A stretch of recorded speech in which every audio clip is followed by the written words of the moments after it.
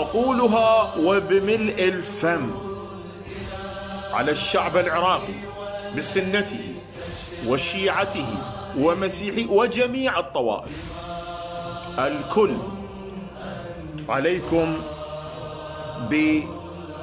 بمساندة ومتابعة وتسليم زمام أموركم إلى هذا الرجل المصلح العالم نائب الإمام المهدي عجل الله تعالى فرجه الشريف. نعم، هو منقذكم، هو منجيكم، هو سوف يدافع عنكم.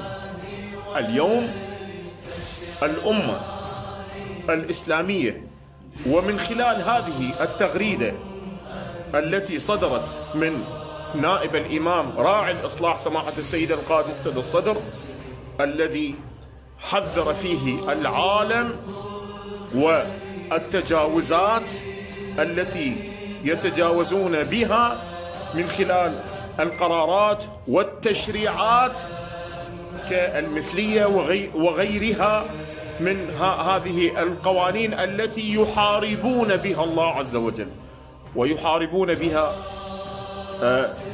شريعة النبي صلى الله عليه وآله وسلم.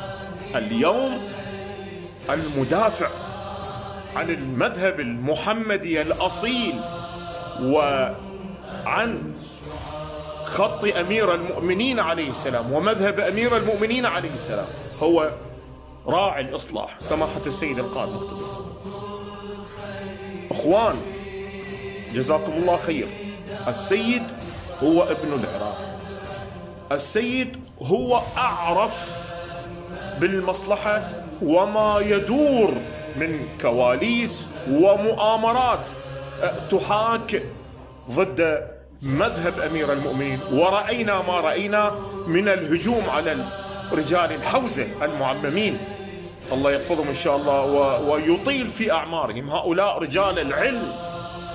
ولا نؤيد الهجمة الشرسة التي تقاد في الدول الأوروبية وبالأخص في إيران حينما يهجمون على رجال الدين. هذه أعمال تخريبية وأعمال إسرائيلية.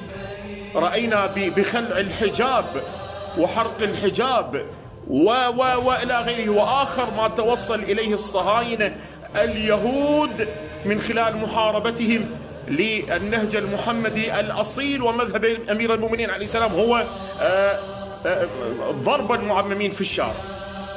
نعم أيها الأحبة، هذا الأمر لن ينطوي على المجاهدين والأبطال ولن ينطوي على راعي الإصلاح السيد القائد مقتدى الصدر. اليوم أنتم كجمهور وكمشاهد وكمتابع وكصاحب بيج وكصاحب قناة وكصاحب مواقع، اليوم مذهب أمير المؤمنين عليه السلام يناديكم ويقول أمام معين يعيننا. احنا مو نقول يا ليتنا كنا معكم أو يا ليتنا كنا في خدمتكم. اليوم المذهب يتعرض إلى الهجمة الشرسة من قبل أولاد البغايا ومن قبل أولاد الحرام من خلال هجومهم على رجال الدين وضربهم في الشارع وسقوط هذه العمامة المباركة التي تحمل علم النبي وأهل بيت النبي صلوات الله عليهم أجمعين. اليوم أنتم ملزمون أيها الأحبة بالدفاع. هذا الخطاب لجميع العراقيين لا بل ولجميع العالم. أنتم اليوم يجب عليكم أن تدافعوا عن نبيكم وعن إمامكم وعن دينكم. ومن ينصر الله انصروا الله ولو بكلمة ولو بحرف ولو بنشر. انصروا الله بالموقف، انصروا الله بالدفاع عن النبي، انصروا الله بالدفاع عن أمير المؤمنين عليه السلام. هذه رسالتي لكم أيها الأحبة.